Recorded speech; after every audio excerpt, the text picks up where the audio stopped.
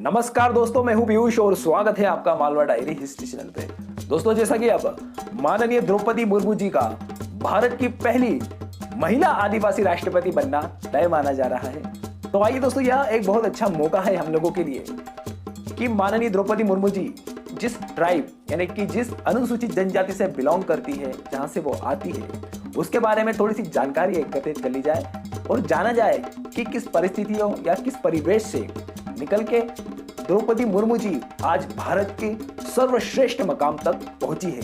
तो आइए दोस्तों, शुरू करते हैं संथाल जनजाति के बारे में जानकारी देता हुआ यह वीडियो। दोस्तों, अगर संथाल जनजाति के क्षेत्र की बात करें, संथालों की सबसे बड़ी जनसंख्या झारखंड प्रदेश में निवास करती है, जो कि प्रदेश की कुल शेड्यूल ट्राइब जनसंख्या का 34% है। झारखंड में यह मुख्यतः संथाल परगना प्रांत मंडल, पश्चिमी व पूर्वी सिंहभूम, हजारीबाग, रामगढ़, धनबाद तथा गिरिडीह जिलों में निवास करती है।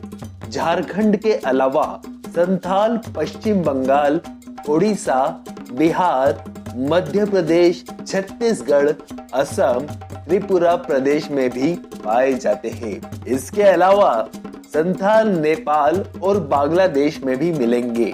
बांग्लादेश के राजशाही और रंगपुर डिवीजन की यह सबसे बड़ी एथनिक माइनॉरिटी है। आज पूरे विश्व में संथाल आबादी 70 से 75 लाख के बीच में मानी जाती है। अगर हम इनकी भाषा की बात करें तो संथाल परंपरागत रूप से एक विशेष भाषा, जिसे संथाली भाषा कहा जाता है, को बोलते हुए आए हैं। यह मुंडा भाषा समूह की सबसे ज्यादा बोले जाने वाली भाषा है, जो कि ऑस्ट्रो एशियाटिक भाषा समूह में आती है।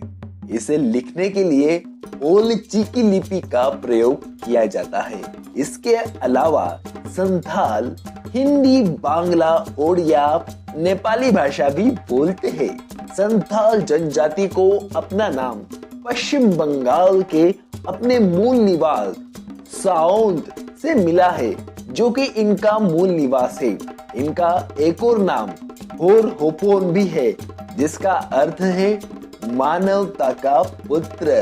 संथाल जनजाति मुख्य रूप से भारत के उत्तर पश्चिमी क्षेत्र यानी बंगाल, बिहार, झारखंड क्षेत्र में हजारों वर्षों से रहते हुए आई है। इनका लिखित इतिहास हमें 18वीं शताब्दी में मिलता है, जब बंगाल अंग्रेजों के अधीन हो गया था। सन 1770 के बंगाल के अकाल के दौरान बंगाल में जनसंख्या में बहुत कमी दर्ज की गई थी, परंतु अंग्रेजी ईस्ट इंडिया कंपनी को मतलब था पैसों से। अकाल के कारण जब उनको लगान मिलने में कमी होने लगी, अब अंग्रेजों और जमींदारों ने नई कृषि भूमि की तलाश शुरू की ताकि पैसा कमाया जा सके। उसके लिए वह वन भूमि को खेती भूमि में तब्दील करना शुरू कर देते हैं, और इस काम के लिए वह संथाल जनजाति को सबसे उपयुक्त मानते हैं, क्योंकि संथाल जनजाति इस काम में माहिर थी।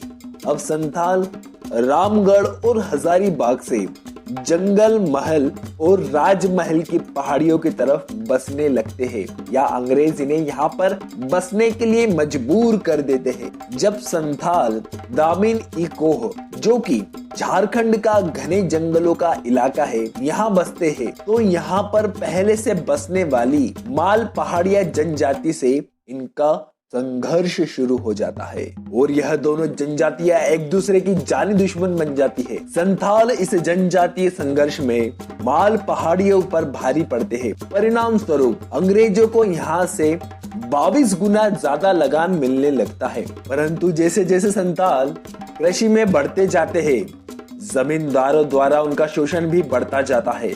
अधिक लगान के कारण संथाल जमींदारों से लिया गया कर्जा भी चुका नहीं पाते।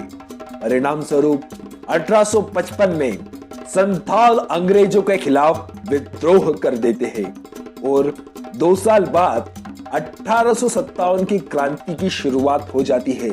परिणाम स्वरूप अंग्रेजों को संथालों के आगे झुकना पड़ता है, और फिर अंग्रेज संथालों को 5000 स्क्वायर मीटर का एक विशेष रक्षित इलाका जिसे संथाल परगना कहते हैं, यह इन्हें दिया जाता है, जहां पर भारत के अन्य क्षेत्रों से अलग जमींदारी व टैक्स कलेक्शन का कानून होता है, जो कि संथालों के पक्ष में था। संथाल विद्रोह को संथाल हुल भी कहती है।